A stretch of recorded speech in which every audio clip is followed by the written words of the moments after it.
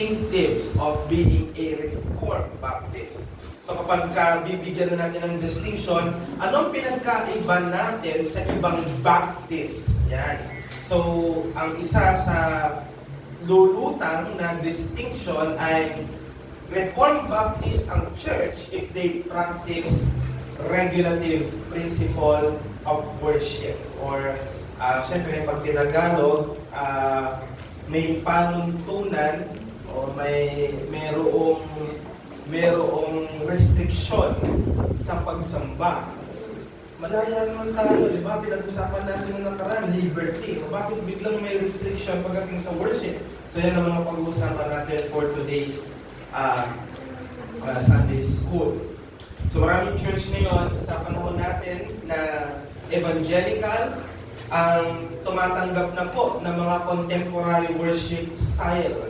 So kung meron po sa inyo na nanggaling na po sa tinatawag nating Pentecostal church or other charismatic churches, alam natin ang paraan ng kanilang worship ay marami silang mga gawain na kaiba sa ginagawa natin as Baptist. So, maaaring may nakakita na po sa inyo ng tambourine ministry, dancing ministry, at meron pa mga churches na iba-iba yung ilaw, kulay ng ilaw sa entablado, may fog machine sa there. So, meron na isang kwento na isang tao na umattend sa isang Reformed Baptist Church at sabi niya, Pastor, ang ganda po ng message nyo. Pero sana para mas maganda po yung worship experience, meron po kayong fogging machine. So you know what fogging machine is? Sa stage, yung may umuusok habang kumakanta ang mga tao. Sabi ng pastor sa kanya, oo, naisip na namin yan kaso wala kaming mahanap ng verse tungkol dyan. So, that's what regulative principle of worship is. Galaw natin sa pagsamba, ang tanong kaagad, anong verse? Nasaan ang particular na utos tungkol sa gawain na yan? But today, many churches have embraced contemporary worship styles, and there is even tawag dito, mga nagpapatumbak, mga kung ano pa, na paraan ng worship ng mga churches nito. At ang argument nila, una, dapat daw ang worship ay culturally relevant at dapat ito ay engaging. So, alam nyo, sa world ng corporate, so isa sa mga mini-maintain ng mga supervisors, managers, ay yung may continuous engagement ng team na hindi sila focus lang sa kanilang mga individual stats, kundi para sila ay ma-motivate to work more effectively, then they must be engaged with each other. Now, that principle has been brought in the church. Kaya dapat daw culturally relevant at engaging para daw effectively ma-communicate ang gospel at madala ang maraming tao kay Christ. So, kapag daw kasi nakaka-relate ang tao, culturally, pumapasok ang tao. So, ngayon, halimbawa, ang mga tao ay umattend sa mga concert ng mga Coldplay. So, kailangan ng church, magkaroon din sila ng klase ng worship experience na mala concert at mala Coldplay ang genre. So, they brought it in the church. So, that way daw, mako-communicate effectively ang gospel sa mga tao dahil ang tao mismo ang papasok. At ikalawa na kanilang argument sa kanilang pagtanggap sa mga contemporary worship style ay wala naman daw pagbabawal ang Bible sa mga certain worship practices. Sabihin nila, may makikita ka bang verse sa Bible o sa New Testament na nagsabi, huwag kayong sasayaw sa church. May makikita pa kayo sa Bible na sinasabi, huwag kayong magtamburin. O huwag kayong tumayo ng matagal sa church. Wala naman daw. Kaya, ibig sabihin, kung wala, ay hindi bawal. Yan ang pinanggagalingan nila. Pero, ang paunang sagot ng Biblia dyan, ang Diyos lamang ang magsasabi kung paano siya sasambahin. Buksan natin ang Deuteronomy 12:32. Sabi diyan, everything that I command you. Ito po ay si Yahweh, kausap niya ang people of Israel. Everything that I command you, you shall be careful to do. Yan ang utos ng Diyos sa Israel. Ano ba ang Israel? Ang Israel ay covenant community. Covenant community ng Diyos. At isa sa tagubilin sa kanila ay magre-render sila ng service at worship sa Diyos. And in terms of worship, malinaw ang sinabi ng Panginoon sa kanila. Kung ano lang ang iniutos,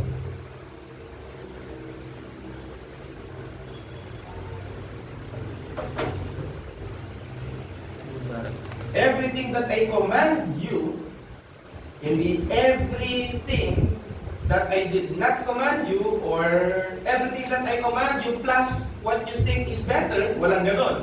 Everything that I command you, lahat lang ng mga iniutos, lahat ng yon, you shall be careful to do. At narito pa, ang mas lalong magpapabigat, you shall not add to it or take from it. Ano sa palagay niyo ang ginagawa na nagsasabi, ito namang pagsayaw-sayaw namin, hindi naman ito binawala.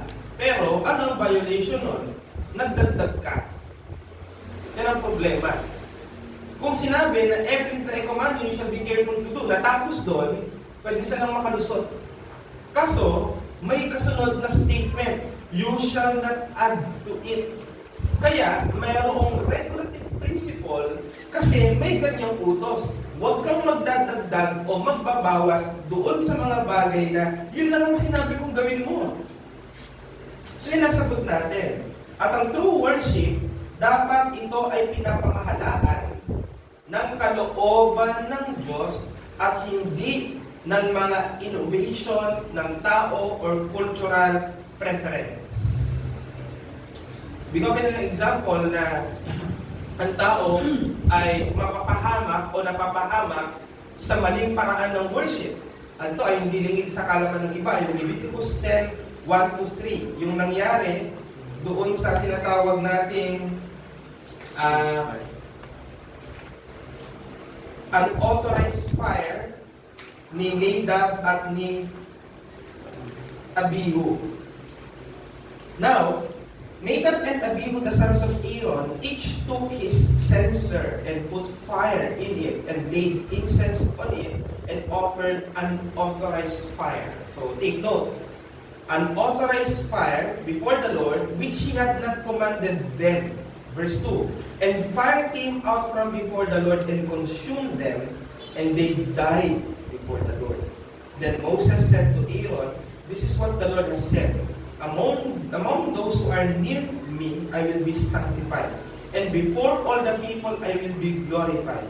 And Aaron held his peace. So, isipin itong 2 taon ko si Nadab at Abihu, mga anak pa naman ni Aaron, ay naatasan na mag-offer. Kaya ang problem, nag-offer sila ng hindi tamang uri ng fire. Unauthorized fire. Marahil mali ang pamamaraan, kahit ang lalo yun, basta matapos lang. Di ba ganyan ang maraming tao? Basta matapos lang to. Regardless na kung paano ko ginawa. Hindi pwede sa Diyos yun.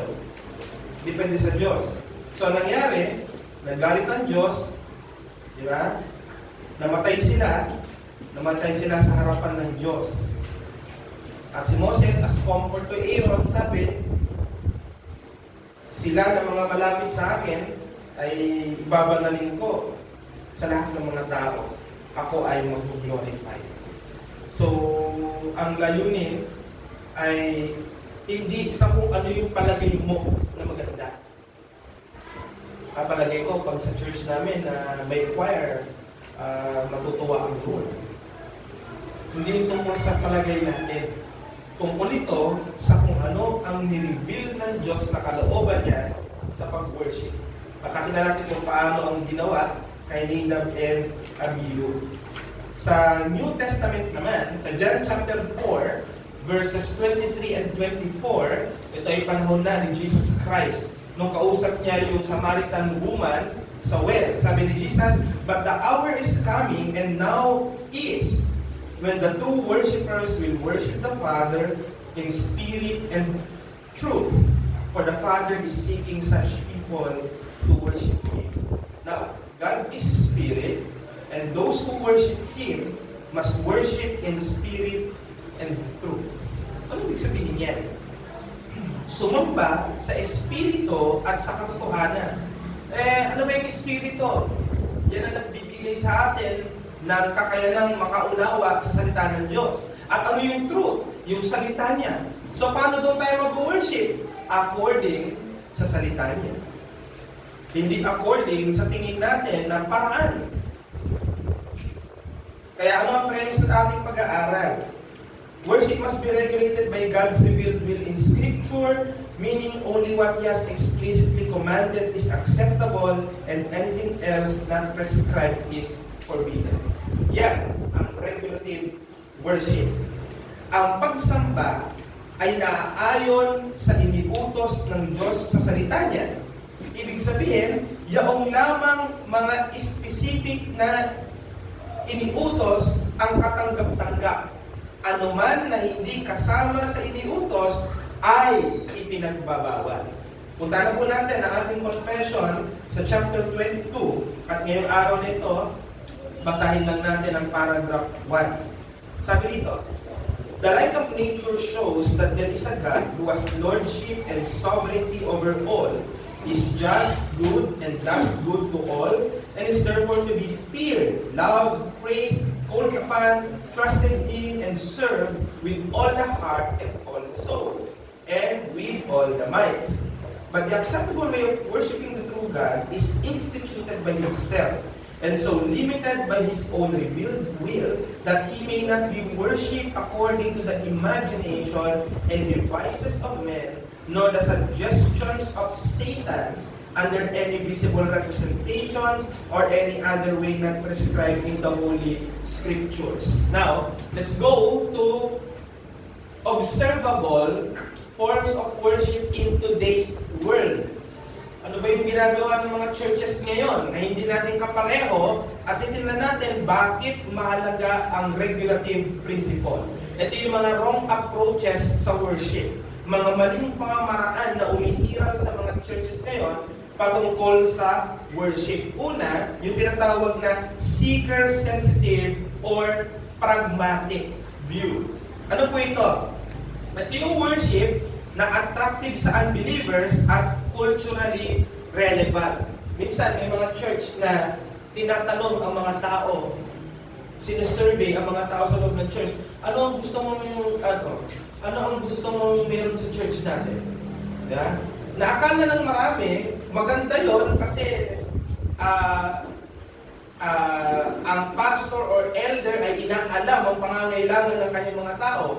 Sabihin pa nila, di ba ang shepherd dapat inaalam niya ang pangangailangan ng kanyang mga tao? So dapat itanong niya sa tao kung ano ang pangangailangan niya. But if you are talking to a certain persons or people in the church, and remember that the church is a combination of saved and unsaved. May mga unsaved dyan eh. Kahit sa church natin, meron. Kahit sa ibang church, meron. May mga unsaved. Now, if you are going to ask these people who are unsaved, what you need, are you going to expect them na sasagot sila according to God's will? Hindi. That is why some of the suggestions from people being asked, what do you think is the need of this church? Alam niyo yung pinakauna na sagot? Maikling preaching lang. Number 1. Number 2, masiglang worship. Singing. Pangatlo, 1 oras lang yung service. Kaya nga marami na uli nakaka-appreciate niya ng liturgical services. Bakit? Kasi pagkapang born again o pag protestante, nuknukan ng tagal. Now, hindi ko sinasabi na mas honorable yung matagal. Pag umaabuso naman sa pagtagal, ang tao o ang ministro, hindi siya advisable. So, seeker sensitive is Ano yung palagay natin na okay sa mga tao, pasok sa panlasa ng mga tao, yun ang gagawin. Kaya dahil dyan, ini-include sa church yung mga entertainment-driven elements, kagaya ng mga dramatic performances. May mga stage play sa church. Kunyari, ang topic ng pasok ay tungkol sa Lion's Den. Si Daniel in the Lion's Den. So, ministry ng ibang mga youth, gagawa sila ng stage play, ipapanood nila sa mga tao, then pagkatapos, si pastor enter, 5 minuto mag-preach tungkol doon. Tapos, ang ministry of the word. Pero, ang point at least, tignan mo, masaya yung mga tao. They're blessed. So, they are equating blessed to happy. Kaya nga sometimes, di ba, makikita nyo sa ibang Bible translation, yung blessed, happy. Happy is the man. Right? But we believe that the word blessed is higher than happiness.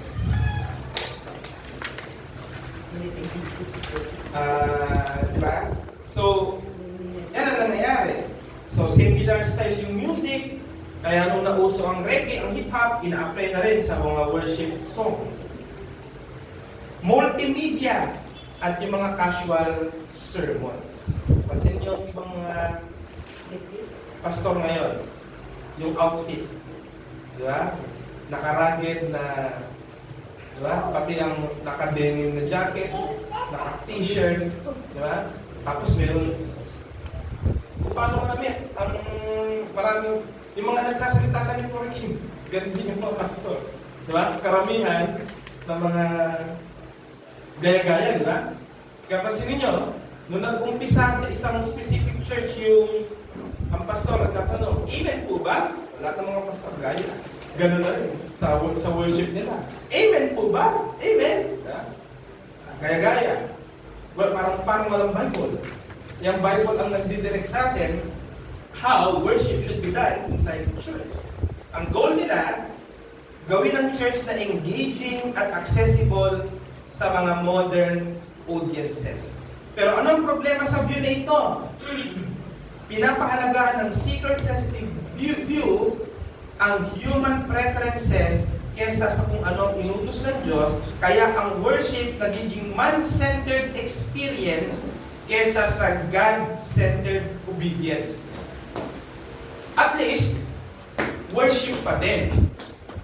Kahit ang mga ginagawa natin ay ayon sa ating gusto. Kaya ano ang nangyari? Katagalan sa ganitong klase ng church. Hindi ako maniniwala na mayroong church na sikat sensitive ang worship, tapos okay, at least okay naman yung word. May magiging epekto din yun. Dahil kapag pinipid ang audience ng church ng secularism, humanism, hindi magiging pleasing sa kanila makapakinig ng isang full gospel preaching. Kaya ano nangyayari? Psychology at philosophy at inspirational na rin ang preaching ng pastor. So, sinasuggest po ba natin ang seeker-sensitive view? Of course not. Ano ang sabi ng Matthew chapter 15, verse 9?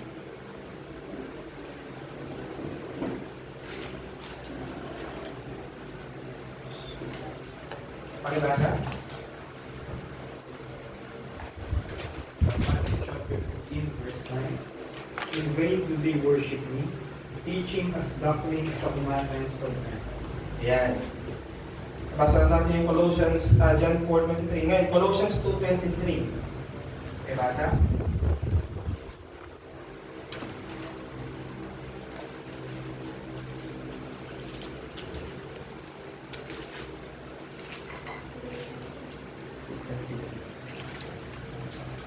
Colossians 2:20. Ang mga bagay na ito mayroong anyo ng karunungan sa pagsambang ayon sa sariling kagustuhan, sa pagpapakababa at sa pagpapahirap sa katawan, ngunit wala silang kabuluhan laban sa kalayawan ng laman. Ayun. Any man-made regulations, any man-made way of worship, tinawag ni Apostle Pablo, wala silang kakayanan to stop the indulgence of the flesh. Kaya sabihin mo, oh, anong problema kung sumasayaw kami sa church? At least, nasa loob sila ng church. At least, hindi sila nasa labas. Yung problema, kaya nga nasa loob ng church, kasi yung ginagawa sa labas, yun rin yung ginagawa sa church. Di ba? Ano namang klaseng patwiran yun? At sabi ni Apostle Paul, even if you do that, it doesn't have value to stop the indulgence of the flesh. Bakit? Because the regulative form of worship is less of self. It's all about God. Kaya kapag yan ang inilagay sa church, at sabihin, paano na yan? Wala na taong matitira. Yun nga ang point. Malaman natin ang totoong Kanya. Na kahit wala yung mga yan, nariyan ang taong yan, kahit tila boring yung liturgical, kahit ang ginagawa natin, pero nandyan yan, ibig sabihin, may kumikilos na Espiritu Santo sa taong yan na nagpapanatili sa Kanya. Yabang ang natural na tao, hindi niya kayang makatagal doon. Nakakita kayo ng isang taong first time pumunta sa church, ang paa gumaganyan-ganyan. Alam niyo ibig sabihin nun? Ang tagal! Ito, sanay na sanay na. Oh, sanay. Yung writing nga eh. So, hindi natin tatanggapin ng seeker sensitive. Ikalawa, yung charismatic or Pentecostal view. Yung charismatic, malalang version ito. Hindi ito Pentecostal. May charismatic kasi na Katoliko eh. Katoliko, pero born again ang style ng worship. Yan ang mga charismatic. Ang Pentecostal, ito yung mga kapatid natin na Armenian at sumobra pagdating sa spiritual gifts at saka sa practices sa loob ng church. Now, paano nag-worship ang charismatic at Pentecostal? Ayon sa kanila, spirit-led ang kanilang worship. Wala po kaming program. Hinahayaan lang po namin ang Holy Spirit mag-flow. Ayan. Kaya lang, kapag sinabi mo, Holy Spirit ang mag-lead, ang mai-imagine ko, maayos, in order, in place. Kasi sabi ng Bible, God is a God of order. At ang Espiritu ay God. Pero, itong mga ito na nagsasabing Spirit-led kami, nagwawala. Kanya-kanya ng ginagawa. Di ba? Gumugulong sa loob ng church. Tumutumba, sumusuka, at kung ano-ano pa. Tumatawa. Kaya may laughing of the Spirit. Tawa sila ng tawa. Diba? Dancing of the Spirit. Sumasayaw sila. Cry in the wilderness. Wala. Yun daw ang Spirit-led.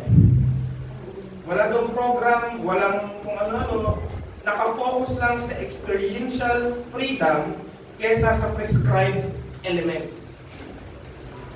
O kapangyarihan ng banal na Espiritu, bakit hinawakan ng noo niya, tumumba siya? Oo, that's the power of the Holy Spirit. Kung yun lang, ang gusto mong makita ang kapangyarihan ng Holy Spirit, ang babaw mo. Doon tayo sa church na yan, bakit? Mararamdaman mo ang kapangyarihan ng banal na Espiritu. Bakit? Tumutumba yung mga tao. Ayun lang ang kapangyarihan ng banal na Espiritu na gusto mong ma-experience. Ang layo nun sa mga sinasabi ng Bible na ginagawa ng Espiritu. Unang-una, ang Espiritu bumabangon ng patay. Yung sinasabi mo, binabagsak kayo. Nakita niyo ba yung video na yung pastor hinawakan niya yung isang babae, hindi tumutumba. Pinipilit yung itumba hanggang sa ginanon ng babae yung kamay niya, nagawit na sa kanya, na nayamot na sa kanya.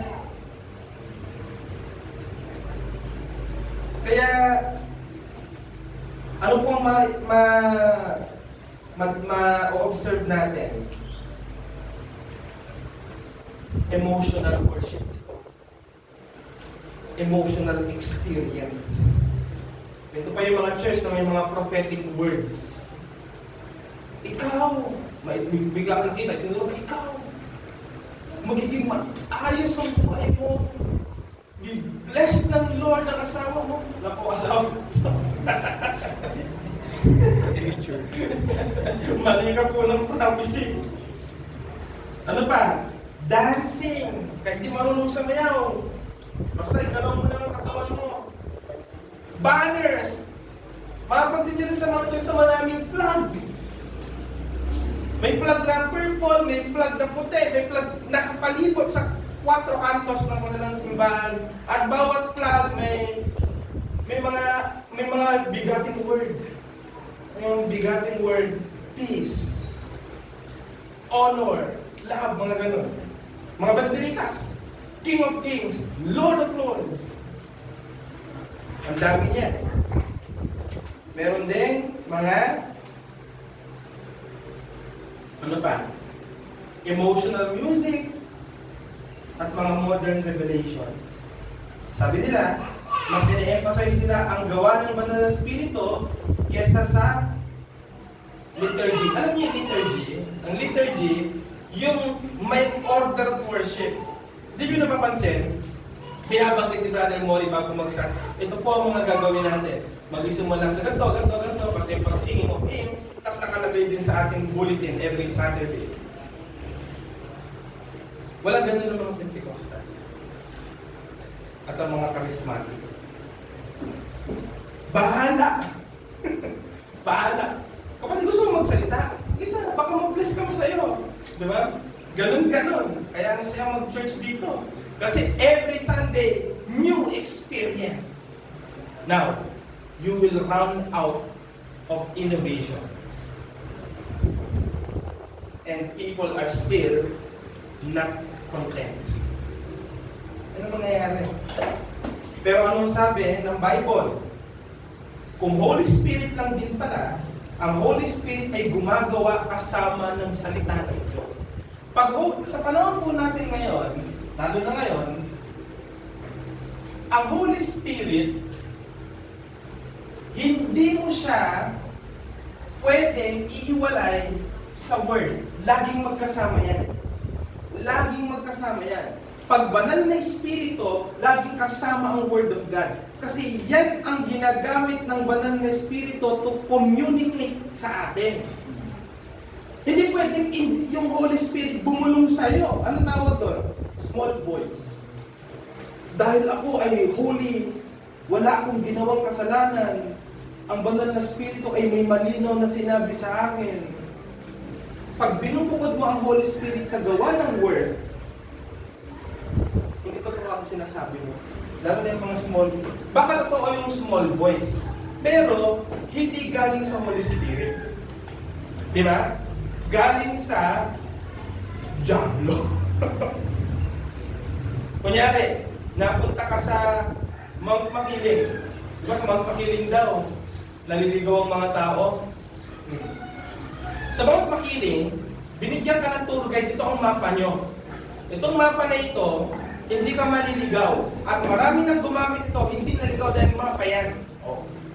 Dalawa silang magkasama. Naligaw sila. Di bukas ng mapa yung isa. Sabi ng isa, merong akong narinig na tinig. Kaliwa daw tayo. I believe that's the Holy Spirit. Pero sabi ng mapa, kumanan ka. Sabi ng mapa, kumanan ka. Saan ka maniniwala? Sa narinig mo o doon sa mapa na napatunayan na yun ang totoo?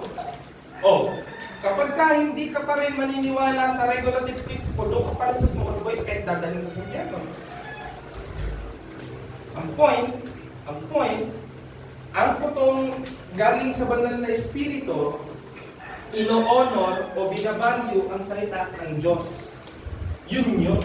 Kaya kahit pa, bishop yung kausap mo, pero ang sinasabi niya sa'yo ay hindi biblical, mas mananaig ang salita ng Diyos ayon sa pagtuturo ng banal na Espiritu. Kaya nga, nung kami ay tinuturuan pa lang nung dating pastor, lagi niya sinasabi, ang teacher natin, Holy Spirit. Yun, totoo yun. Totoo yun. Pero pag sinasabi mo yun, kasi ayaw mo lang mag-Bible school, ayaw mo lang, may masama kang intention. Pero totoo na banal na Espiritu ang teacher natin. Kasi hindi natin pwedeng ibukod ang banal na Espiritu sa salita dahil yan ang ginagamit ng banal na Espiritu para sa atin. Laging Word of God. Kaya nga tayo sola scriptura. Hindi gagamit ang Holy Spirit ng ibang paraan.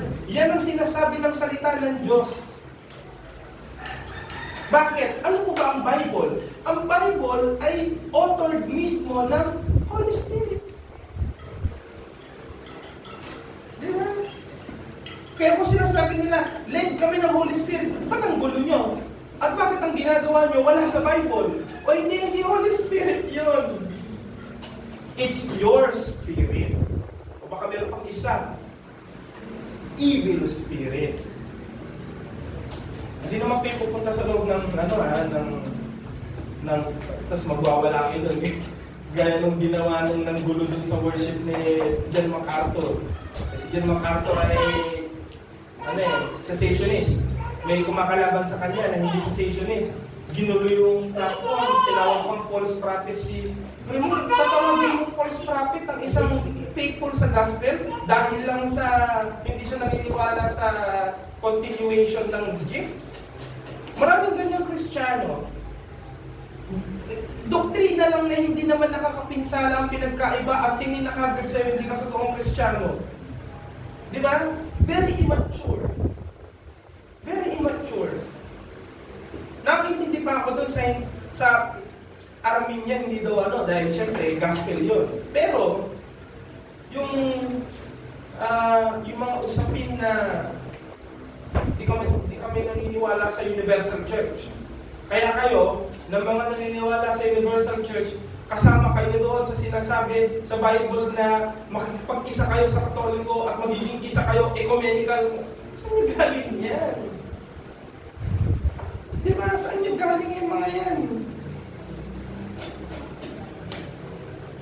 At magiging useless kapag makikipagtalo ka. Ano ang sabi ni Jesus sa John 16:13-14? When the Spirit of truth comes, wala pa kasing Holy Spirit sa panahon na ito, pero sabi ni Jesus, when the Spirit of truth comes, He will guide you into all the truth. Ano po yung truth?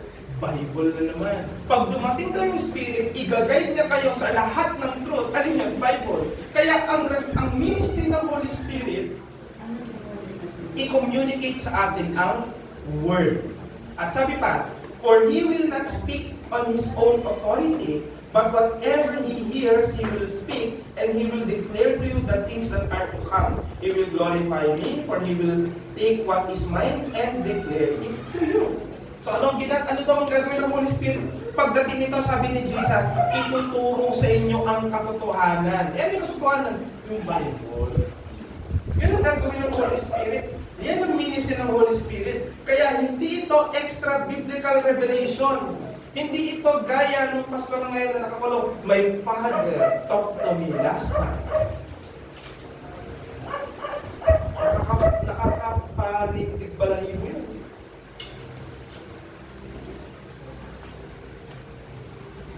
Kaya mga kapatid, worship, ang dapat itong nagpo-focus sa katotohanan ng Diyos or sa Bible, hindi sa emotional highs or human expression.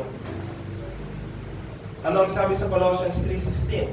Let the word of Christ dwell in you richly, teaching and admonishing one another in all wisdom, singing psalms and hymns and spiritual songs with thankfulness in your hearts to God. Lahat ng elemento nandiyan, no? Let the word of Christ dwell in you richly. Ano ibig sabihin?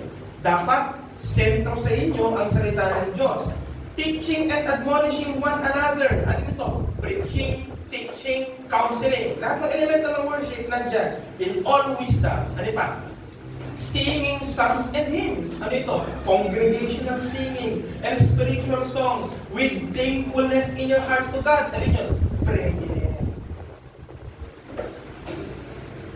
O yun ang sinabi gawin ng New Testament Church. Right? Tayo mga Kristiyano ay mape-persecute. Therefore, mag-aral po tayo ng martial arts. Ha? Ang sagwa nun. Di ba? Calvary Baptist Church. Naisip ko lang naman, hindi parang Calvary. Calvary Baptist Church. Taekwondo Ministry.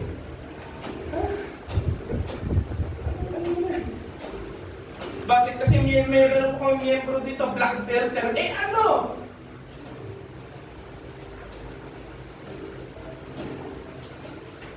Yan ang problema. Itong pangatlo, na wrong approach, ito yung may sense. May sense na to. Normative Principle of Worship. Ito ang pinaka-kalaban ng RPW o ng regulative, yung NPW or Normative Form. Para sa mga normative form of worship, ang worship practices ay permitted as long as they are not explicitly forbidden in Scripture. Dati, issue ito ng Anglicanism at ng Puritans. Okay? Kasi sa Anglican view, accepted ang not forbidden. Para sa Anglican view, ang worship daw yung prescribe, yung sinabi ng Bible, plus yung hindi naman pinagbawal. Pwede. Yan ang Anglican. Ang Puritan or Tumagal Baptist, prescribe alone. Yan. So kapag nandun ka sa prescribe alone, RPW ka. Pag nandun ka sa ano yung iniutos plus yung hindi naman pinagbawal, yan ang Anglican. Or sa panahon natin, normative form of worship. Mga practices na permitted as long as they are not explicitly forbidden in Scripture. Pinapractice ng mga Lutheran, Anglican at maraming mga evangelical churches ngayon. Dito sa ganitong klase ng worship, inaalaw yung mga tradition, ceremonies, at mga invention, kagaya ng drama, dance, incense, special music, hanggat hindi naman sila sinful. Pero ano ang biblical? Ang burden of proof should not be on whether something is explicitly forbidden, but whether it is positively commanded in Scripture. Yan ang regulative. Bakit? Kasi may utos nga ang Bible na kung ano lang ang iniutos, huwag babawas, huwag dadagdag. O yan yung ginawa nito. Hindi naman pinagbawal. O hindi bawal. Pero ano yung sinabi ng Diyos na huwag kang magdadagdag? Bawal. Yan ang nagiging problema ng normative form. Tandaan po natin, ang worship ay hindi tungkol sa naiisip natin kung anong helpful or meaningful to humans, but about what God has prescribed. So this is not a pressing concern. Are you in a regulative form of worship and you are saying, right, na by wisdom, kaya na-invent ang live streaming para kapag malayo ako sa church or hindi ako pwede or may trabaho ako sa araw ng Sunday, makakapag-worship pa rin ako by means of live streaming.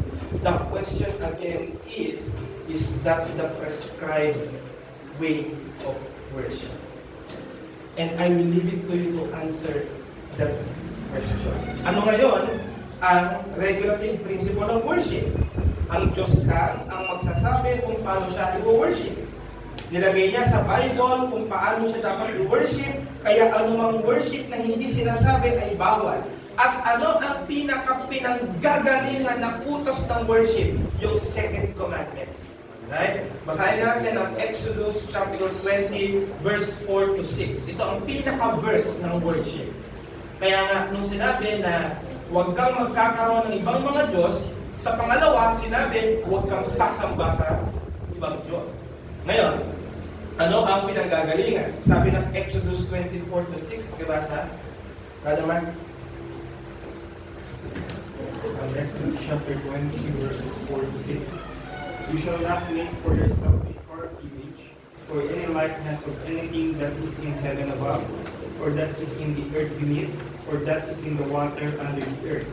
You shall not bow down to them or serve them, for I, the Lord your God, am a jealous God, visiting the iniquity of the fathers of the children to the third and the fourth generation of those who hate me, but showing steadfast love to thousands of those who love me and keep my commandments. Yan, ito ang verse sa worship. Sabi ng Panginoon, huwag kayong gagawa ng mga inanyuang larawan. Ano po yung inanyuang larawan? Sa pinakamababaw na salita, imagination. Kayo mag-imagine. Huwag kayo mag-i-imagine ng Diyos. Ayon sa sarili niyong pangunawa. At doon sa mga na-imagine nyo na yun, huwag kayong lulukod at huwag kayong sasamba.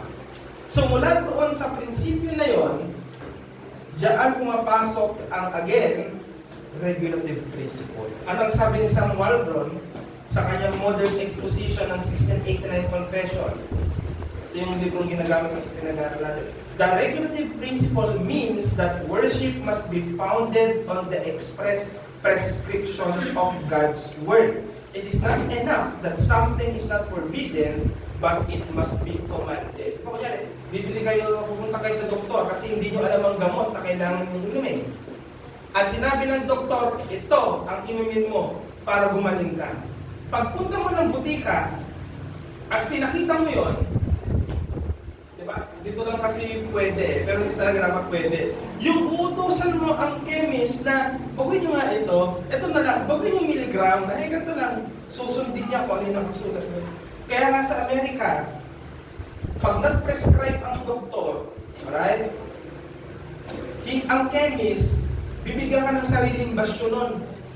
May pangalan mo at parang note na ito ay prescribe sa'yo. Yun lang ang inumin mo. At kung ano yung sinabi ng kunyari, nilagay sa reseta ng doktor, 10 piraso lang, hindi ka pwedeng bumili ng lagpas doon. Yun lang yun. Kuha ka uli ng bagong reseta kung kailangan mo. Di ba? Yung isa nating kapatid na may karamdaman, di ba? Na kailangan pa niya, special na doktor ang mag-prescribe ng gamot niya. Kasi yung gamot niya nakakamatay pagka na-overdose ng konti. O, pupunta pa ng malayo para makahanap ng doktor kasi babayaran niya. Yun ang tinatawag natin sumusunod sa prescription. Hindi pwedeng sabihin na binigyan ka ng prescription, tapos pupunta ka sa chemist. Sabi mo, kulang pa yan. Dagdagan natin ng ganito, ng ganito, ng ganito. Hindi ka naman ito. Sa regulative principle of worship, ang prinsipyo, kaya tayo nag-worship ng ganito lang, walang drums, walang kung ano-ano, walang lights and kung ano-ano. Bakit? Kasi nandun lang tayo sa kung ano yung prescribe. At safe tayo doon. Kasi hindi na tayo safe pag magdadagdag tayo ng hindi na sinabi ng salita ng Diyos. Kaya nandun lang tayo sa prescribe. Ikalawa, ang corporate worship ay moral at scriptural duty. Utos ng Bible sa mga covenant people of God. Ako at ikaw, bilang binautisman sa Historic Heritage Baptist Church, kasi wala pa naman nababautismo sa RPC, ha? Ito pa lang yung bago. Pero lang tayo, binautisman sa pangalan pa ng ay si Brother Rainiel, ano na bang pangalan natin ng binautisman kami? Historic pa rin, di ba? Yun. Tayo mga binautisman sa Historic Heritage, no?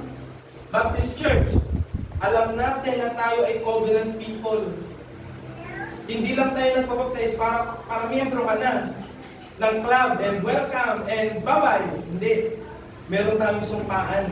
Yung sumpaan na yon, ano mangyayari? Pwede tayong panagutin pag hindi tayo natagpuang tapat sa mga sumpa na yun. Oh. Ngayon, ang corporate worship, ito ay personal at corporate obligation. Again, obligation. Kaya nga yan ang ninonote eh. I believe yan dapat ang inote natin sa gusto mong pagpapatay. So, unang tanong, kaya mong nandito kayo this Sunday? Morning and evening. Noong 1800s, morning and evening. Ngayon, morning and afternoon na. Diba? Morning and afternoon. Kasi pag dyan sa bagay na yan, magkakaroon ka na ng problema, marami ka pang magiging problema. Because being a covenant member is not just about attending Sunday. It is also extending ministry even outside of Sunday. Kaya kung dun pa lang sa corporate worship, problematic ka na, di ba? Paano pa sa iba pang mga specifics? Ano ang sabi ng Hebrews 10:25? Not neglecting to meet together. Huwag nating papabayaang hindi magtipon-tipon gaya ng ginagawa ng iba. Kaya pala inutos to ni Pablo kasi may hindi na gumagawa. Yan nga ang purpose ng commandment. Kaya nga kinukumand kasi may mga violator. Yan. Dati wala naman nakapaskil dito, huwag kang iihi dito. Bakit meron na? Kasi may umiihi. Not neglecting to meet together as it is the habit of some, but encouraging one another, and all the more as you see the day drawing near. Kaya ganito po mga kapatid, baka maging dogmatic tayo, parang sinasabi lang natin, bawal kang wala bukas ha, Sabado ngayon. Ang sabi dito, after sabihin not neglecting to meet together, sinabi, encourage one another.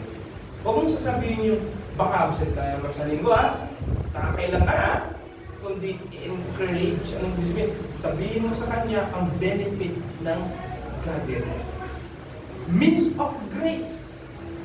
Fellowship. Yan ang i-highlight mo. Diba? Ano ba? Acts 2:42. And they devoted themselves to the apostles' teaching and fellowship, to the breaking of bread and prayers. Yan ang regulative principle. Mga taong nagtipanan na nagtatapat sa mga turo ng apostol sa pagsasama-sama sa paglo-Lord Supper. Ito pa ang problema mga kapatid. Alright? Ito pa ang problema. Baka nananeglig natin ang Lord Supper. I-covenant yan.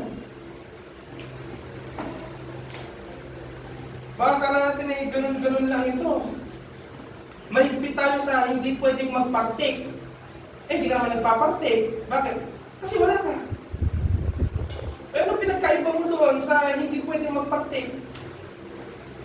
Mas malala yun sa binigyan ng pribilehiyong tumanggap ng elemento and neglecting it kesa doon sa gustong-gustong kumain doon pero hindi pa pwede.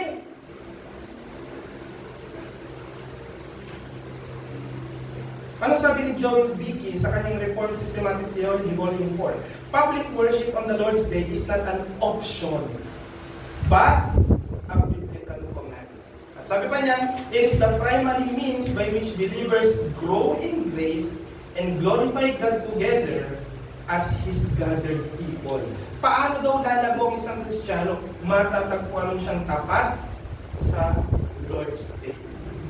Yan ang pangunahin. Kaya kapag hindi natin ito binibigyan ng halaga, hindi natin ito pinahalagahan, talagang malinaw na makikita mo externally sa tao, hindi lumalamig ang tao na yan. Ang point, bagamat ang personal worship ay important, kasi pwedeng i-rebat. At least ako prayerful kahit hindi ako faithful sa Lord's Day. At least ako nanonood ng mga sermon kahit hindi sa loob ng church natin. Ang worship hindi naman tungkol lang sa church, di ba? Pag ako nagpe-pray, nag-worship rin naman ako, di ba? Tama yun. While personal worship is important, but God commanded His people to gather for corporate worship on the Lord's Day. And neglecting this duty without biblical warrant is disobedience. Tignan mo. Example, ito naisip ko baka alam din ni pastor yung sagot. Yung mga cellphone technician, diba? Nagtataka ko, bakit kaya kilala nila yung mga technician sa ibang mga lugar? Minsan pag hindi nila magawa, i-refer ka nila sa ibang technician. Kasi may mga pagkakataon, halimbawa, may bagong cellphone na labas. Siyempre, may mga bago na yung karakteristik, may mga piyesang maaaring wala sa iba. Nag-aaral pa rin pala sila. Pinag-aaralan nila yung mga new releases ano yung mga common na kinakasira at paano i-repair, they need to update each other. Kaya kung alam ng isa kung paano, sasabihin niya sa iba yon. Now, kapag isa kang Kristiyanong nagsusunod, alright? Hindi mo kasama ang ibang kapwa mo Kristiyano, titigil yung learning mo, titigil yung pag-grow mo. Bakit? Dahil pinigtas mo yung sarili mo sa lugar na dapat doong kalalaki. Tinan mo yung puno na ilalagay mo sa paso, magpupulong sa iyo, hindi lalaking puno. Bakit? Inialis mo doon sa forest. Inialis mo. Kaya hindi natin po ma-reason out yung personal worship over corporate worship. Parehas dapat yan. Hindi naman pwedeng corporate lang din. Tapos paglabas mo, demonyo ka. Dapat complementing po ito. At huli, meron pong mga prescribed element ng worship. Balik tayo sa reseta ng gamot. Minsan ang gamot, alam lang natin sa pangalan. Pero hindi na tayo knowledgeable, may iba't ibang milligram pala ito. At minsan may number 15, number 8, may mga ganyang nilalagay pang doktor sa reseta na sila na lang ang nakakaalam nun. Alin yun? Mga elemento ng prescription. Ngayon, paano malalaman na regulative ang worship? Ito ang mga dapat natin makita. May reading at preaching of the word. Meron po ba niya sa RBC? Meron. May scriptural reading tayo at may preaching tayo. Prayer. Meron po ba niyan sa RBC? Meron. Congregational singing? Meron. Pagbabaptize at Lord's Supper? Meron. Offering? Meron din. At Lord's Day gathering. At i-reject natin ang human innovation na hindi natin iniutos. 1 Timothy 4:13. Until I come, devote yourself to the public reading of Scripture, to exhortation, to teaching. Yan ang inuutos ni Apostle Paul na pag-worship. At sa offering, 1 Corinthians 16:1-2, now concerning the collection for the saints, as I directed the churches of Galatia, so you also are to do. On the first day of every week, each of you is to put something aside and store it up as he may prosper, so that there will be no collecting when I come. And types pang ano lang po, pang Old Testament, okay, given, assume, kunyari, tama ka. Pero may specific utos pa rin sa New Testament na meron pa rin collections of the saints. Alin yun? Okay. Part ng worship po yun. Ang offering, hindi ka nagbayad para dun sa, kung nag-entrance ka sa church, ha? Ang offering is your duty or obligation as a covenant people of God. Sabi nga kahapon ni Brother Tevez, hindi naman kailangan ng Diyos yung pere. Pero kailangan ng church, ng manggagawa, ng kapatiran. Kaya, part pa rin po yan ng worship. Sabi ni Pastor Albert Martin, sa kanyang book na Worship, Its Priority, Principles, and Practice, true worship is not determined by what we find meaningful or enjoyable, but by what God has prescribed in His Word. So anything beyond this is an intrusion into divine prerogatives. Parang ganito. Sabi ng Diyos, ito ang tamang worship. Kanta kayo ng hymns. Sabi mo, Lord, may mas maganda. Hillsong. Mas masaya. Anong dating mo sa Diyos? Insultador ka. Ninsulto mo siya. Yun ang sabi niya na yun ito ang tama. Tapos magsasuggest ka sa kanya na may mas maganda pa. Ano kasi kirit ko pala? Nakausap daw niya ang Diyos. Sabi daw ng Diyos sa kanya, may I ask your opinion? I believe hindi Diyos ang kausap niya.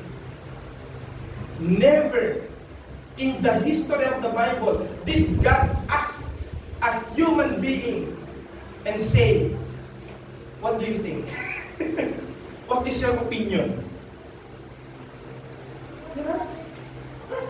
Ang Diyos galing diretso. Look at, sabi niya kay Job, look at everything.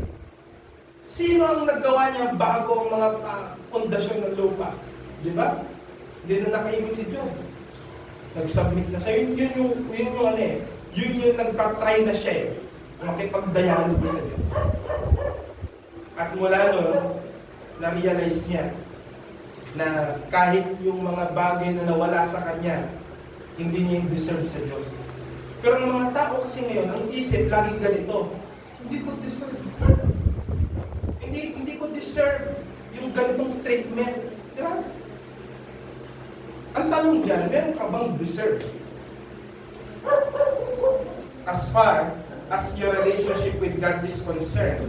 So, ng point, mga kapatid, anything na hindi iniutos sa Bible, gaya ng drama, dance, visual performance, at mga rituals, ito po ay will worship. Ano ibig sabihin? Inventong worship. At yan ang sinasabi sa Colossians 2:23 na alin?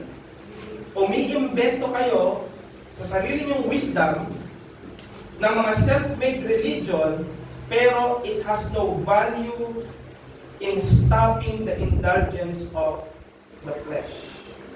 So let me leave you with a challenge. Since worship is to be only with what God commands, are we willing to set aside personal preferences, cultural trends, and traditions that are not prescribed in Scripture to worship Him in the way He desires? And this is the overall point that I want you to realize. Seeing that a church is practicing a regulative principle of worship, which is seemingly boring according to some, and yet there are people who can endure it and delighting in it, there you have the proof of the working of the Spirit. Kasi boring sa panlasa ng tao, pero may nagsasaya sa RPW. May nagtutuwa sa RPW. May na-excite na malapit na uling magsadya at meron kaming RPW. Kahit boring ito sa mga tao, sa panlasa ng mga tao, and still you're there. You are faithfully listening to the Word. You are cooperating with the church, singing hymns. What does it mean? There is an effective Holy Spirit working in the church na hindi kailangan ng help or aid sa innovations para ma-maintain ang worship. There you have the proof of the Holy Spirit working inside the church. Bakit? Hindi mo sinunod ang mga tao sa gusto nila. Sinunod mo ang Diyos sa gusto niya. At may mga taong natira na nag-worship at nasisiyahan sa ganong paraan ng worship. That is Holy Spirit led. So I will always uphold the regulative principle of worship. Dahil yan ang klase ng worship na nakikita kong ang mga nasa loob, hindi man lahat, pero majority ay totoong mananampalataya. Nakakita na kasi ako na hindi RPW at nag-enjoy ang mga tao, pero in their personal lives, they are like unbelievers na walang pinagkaiba. Yung ginagawa nila sa labas, ginagawa nila sa loob ng church, dinadagdagan lang ng praise the Lord. Pero yun lang din yun. Kung paano sila manamit sa labas, pinasok sa church. Kung paano sila umusap sa labas, pinasok sa church. Kung ano yung types of music sa labas, pinasok sa church. Pinalitan niya yung lyrics. Naalala niyo ito, kami natin Pentecostal Church, yung pearly shells, pinalitan ng pang simbahan. Diba? Yung sa kaintabak, may church sa Kainta, kumanta ng Bring Me to Life. Diba? Alam niyo yung Bring Me to Life na kanta? Secular yun, ng Evanescence. Bakit daw? Yung lyrics kasi pang tungkol po sa salvation. Ha? Yan ba ang sabi ng author niyan, ng composer niyan? Dagdag pa ng isa, kasi naging Christian na po si yung leader. Yun ba yun? Tumbling ang theology. Bakit po ito lang po ang gusto kong sabihin. Pagka ang church ay umalis na sa regulative principle of worship, ang sisisihin natin dyan is ito lang. Hindi na faithful ang nasa pulpit. Kasi kapag binabantayan ng maayos ng nasa pulpit, hindi magkakagano ng church. Pag ang pulpit ang nagmamandate ng lahat ng gagawin ng church. Pero pag hindi na, may board of kung ano-ano na, at ang pastor susunod na lang kung anong sinabi ng board na dapat ituro, papunta na yan dyan. So alam mo na, damage na yung church. Pagka yan ay nasa seeker sensitive, nasa charismatic form of worship, ang normative may konting argument, pero again, resulta na rin yun ng pagkukulang ng mga nasa pulpit. So we are blessed because we are in a regulated form and nakakasiguro tayo na naluluwalhati ang Diyos sa ganitong klase ng pagsamba. Next week, dadako po tayo sa doctrine of prayer. Dahil ito po ay specific na minention ng Confession of Faith, pag-aaralan po natin ang paano dapat mag-pray at sa loob din ng corporate at sa individual at ano ang value nito sa isang lumalagong church. Any question? Question ko na, with regards to the